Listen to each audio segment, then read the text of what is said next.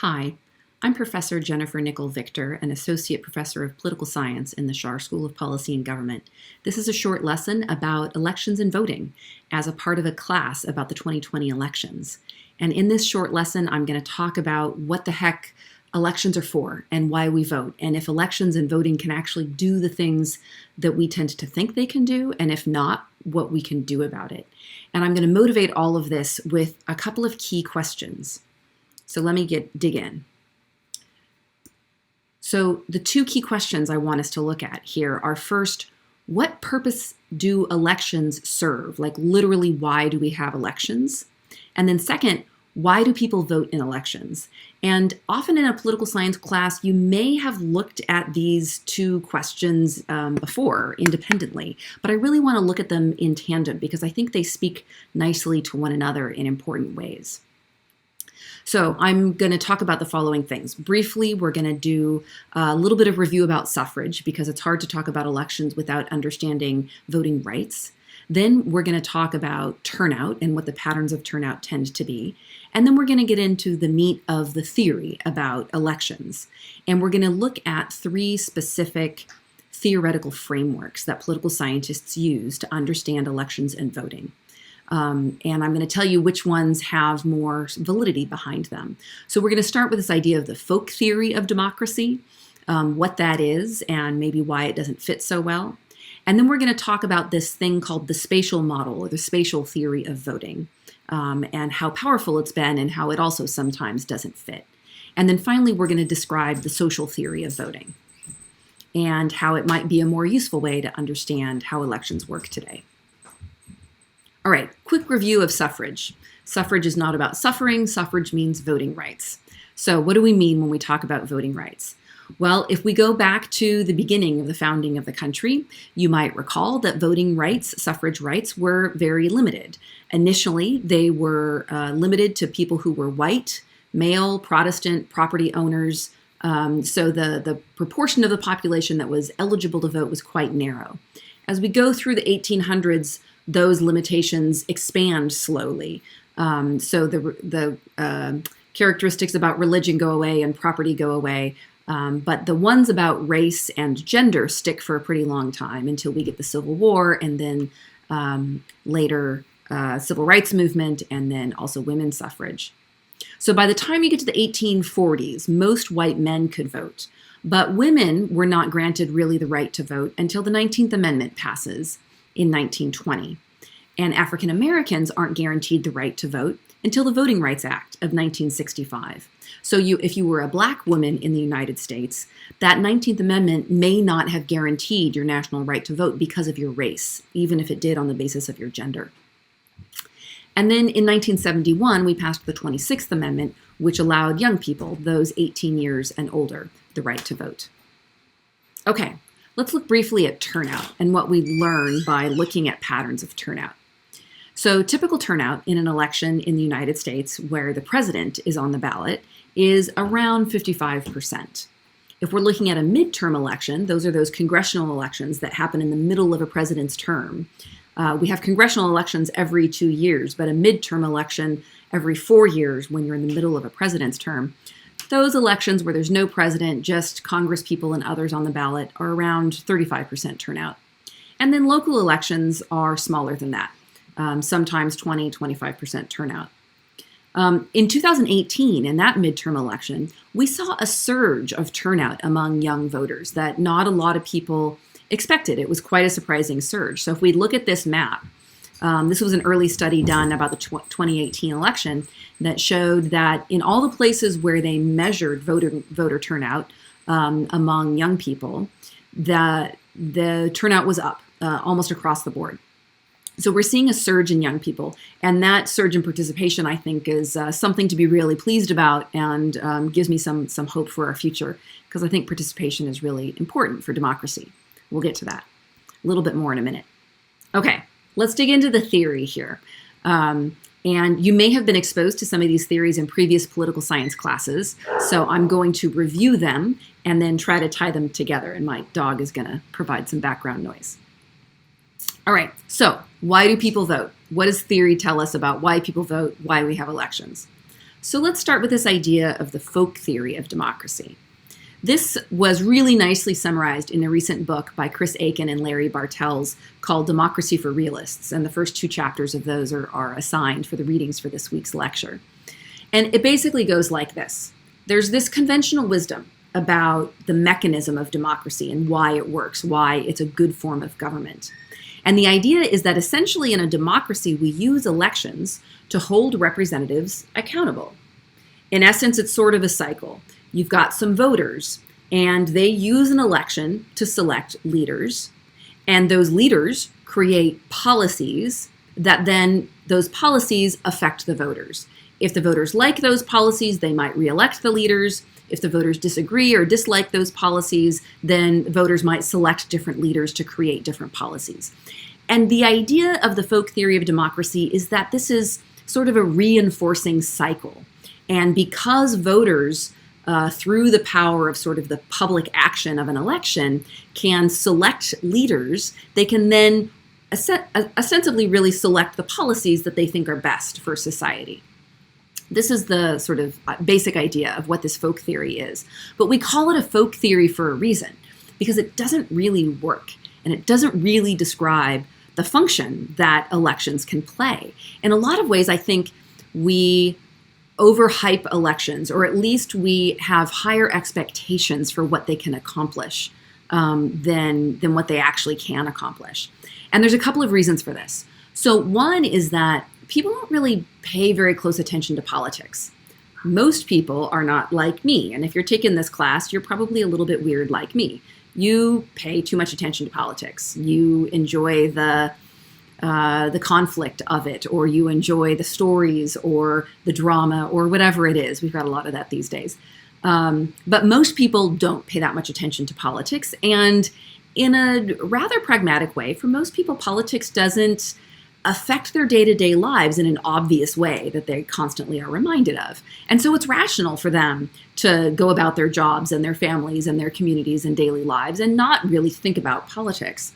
But as in a democracy where these voters are asked to make decisions about the people that they elect and the policies, this becomes a disconnect because you don't actually know enough about what's going on or what the issues are or what the controversies are or who the people are that are on the ballot to really make a fully learned decision about how to cast your ballot.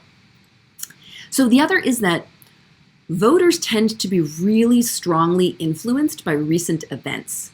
You might think of this as sort of a cognitive failure that humans have that we call recency bias, where if I ask you to make a decision about something, you might be overly influenced, more strongly influenced by things that recently happened to you. So if I show you commercials or pictures of pizza, and then 20 minutes from now, I ask you what you want to have for lunch, you might be more likely than otherwise to say pizza because I've sort of stoked that idea in your mind. And that type of recency bias affects us during elections too. When we go to cast our ballot in November on election day, whatever it is, we are overly influenced cognitively by things that happened in the near term, close to the election day. So that's why sometimes you'll hear about, people talk about the October surprise that can foil an election, where something happens in October that's surprising, it throws the candidates off, it throws the election off, it changes the narrative, and then all of a sudden that October surprise really affects people's decisions. This was one of the complaints that people made about the Comey letter in the 2016 election as an October surprise. But there's other examples. So we overestimate recent events, and that gets in the way of our ability to use elections as an accountability mechanism. So in the end, really, and I'm summarizing a lot of literature here, but the way to boil this down is that election outcomes are not really determined by this process of voters holding incumbents accountable.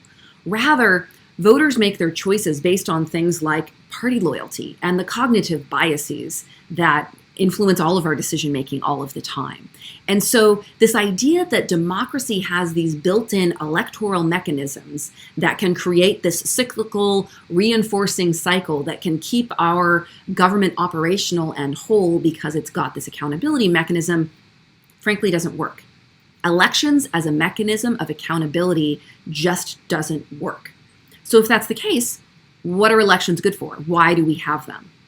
All right, so before we answer that, now that we've taken the folk theory down a little bit, let's move on to another theory that's been really powerful about explaining voting behavior.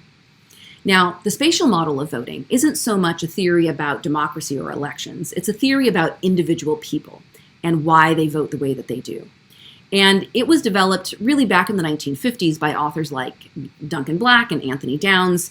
And it goes more or less like this. If you can think of candidates and voters as existing on this one-dimensional spectrum, you might think of it as ideology, sort of a liberal, conservative, spatial spectrum, then candidates will position themselves on that spectrum in a way that will attract the maximum number of voters possible. And voters will then vote for the candidate that's nearest them. And as long as everybody's playing their role properly, candidates are positioning themselves in a maximizing way, and voters are voting for the candidate that is closest to them ideologically or in spatial terms, then you wind up with this really neat result. It's known as the median voter theorem. And in the median voter theorem, when everybody is spatially voting correctly, and correct means you vote for the person closest to you on this one-dimensional scale, then the voter who is in the very middle, literally the medium of this distribution, is the one whose preference prevails. So candidates will therefore try to position themselves at the median voter's ideal point as a way to maximize their vote share. It's a very neat theorem, and mathematically, it's solid. Like, this makes perfect sense. But it's built on a number of assumptions that don't work out that well in the real world today. So we've got some failures in the spatial model as well. For example, what if voting is really costly? Because it is. And because it's costly, everybody doesn't vote. You know, you've got to learn about candidates, you've got to maybe take off time work, you have to register to vote, you got to know where your polling place is, you got to take the time to go and vote. Like, there's all sorts of costs involved with voting, and because of that, lots of people don't vote. And so the spatial model really kind of assumes that everybody votes, and if they don't, then it breaks down. Also, what if voters have trouble identifying where candidates are or where candidates are relative to their own positions? You can't choose the person nearest you if you don't know where you are and you don't know where the candidates are. And what if candidates aren't static? What if they're dynamic in how they present themselves? What if they change their tune depending on which audience they talk to? That type of dynamic variability would mess up the assumptions of the spatial model. And what if you know who the candidate is that's nearest you the wrong way, but you just don't like them? They just rub you the wrong way. Maybe you can't put your finger on it. You just don't really want to vote for them for one reason or another. Or you know that ideologically you should, but you're just not that jazzed about that particular candidate. And so you vote for somebody else, or you don't vote. Any of those types of things would disrupt this nice equilibrium outcome that we get from the spatial model. So the spatial model also isn't perfect at helping us understand why people vote and how elections can work in a democracy. Okay, so let's move to our third theoretical model. In this one, it's the social model of voting. And it's a relatively recent theory about how to understand voting in elections. And authors like Meredith Rolfe and Liliana Mason have contributed to understanding how the individual psyche works and how the function of elections work if we think of a social model of voting. And the idea here is pretty simple. It's the idea that the decision to vote is never made in isolation of others. Your decision to vote is strongly dependent on the social context in which you live. So the people that you live with, your parents, your friends, your coworkers, the people in your classes, your religious clergy, whatever it is, the people who make up your community and society that you interact with, the way that they think about politics, the types of issues that they prioritize, and their attitudes about politicians or issues all strongly affect your own attitudes and inform, and you're sort of constantly updating what you think about politics based on all of that social context, including the very question of whether or not you vote. So it turns out that if the people around you vote, you're more likely to vote. So if I want to understand whether or not you're likely to vote, knowing some demographic characteristics about you might help because I know something about the demographic trends of turnout. But we also know that if you have a really large personal network, maybe you've got a lot of friends or you're involved in a lot of civic organizations or student clubs or whatever, you're more likely to vote, even if those things have nothing to do with politics. If you're more educated, you're more likely to vote. If you're older, you're more likely to vote. If you feel like you have some stake in the outcome of the election, you're more likely to vote. If you have stronger roots in your community, if you're a partisan, if you've been asked to vote, if you're white, and if you're wealthy, all of these characteristics, statistically, we can tell, make people more likely to vote. And essentially what they're telling us is that voting is social. And it's more than that, actually. Voting is, in fact, contagious. If you weren't planning on voting, but somebody who is close to you is going to vote, and you wind up having a conversation about voting, then all of a sudden you've been infected with the idea of voting, and you then are more likely to vote. Let me try to summarize some of the information that I've given you here. And for more detail on all of this, you need to read the readings. It's 2 chapters of Democracy for Realists and 1 chapter about the social model of voting and participation, and a blog post that I wrote a couple of years ago that summarizes some of what I've tried to say here. But if we want to go back to those questions we set at the beginning, why do people vote? Well, we know they don't vote because of some spatial orientation. It turns out they don't even vote based on ideology or space or because they have policy preferences. Rather, people vote as an expression of their own social identity. They vote out of a sense of solidarity, out of a desire to be connected to their community and to have this civic engagement experience of participating in something that matters for the collective group of people in which they live in. Humans are social animals, and politics takes advantage of that. So if people vote as essentially a social experience, a civic duty for your community, and we know that elections aren't good mechanisms of accountability, why do we have elections at all? Well, there's really 2 good reasons, I think. One is that you can't have a democracy if you don't have elections. It's literally how we define whether or not democracy exists. If you have elections, you're a democracy. If you don't, you're not. So if we want to use a democratic form of government as a way of guaranteeing rights and freedoms, then we have to hold elections. But if elections aren't good mechanisms at holding policymakers accountable, then what are they doing? Well, they're creating a sense of representation. They're creating a sense of participation. They're creating a sense of being connected to your community and having a stake in what goes on.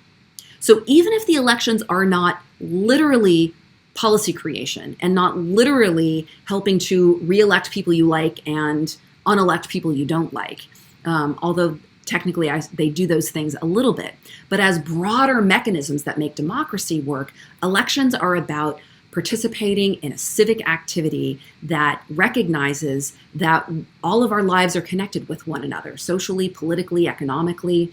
The coronavirus experience certainly helps emphasize all of that for all of us and how connected all of our fates are with one another. And elections are a way to recognize that on a political scale. All right.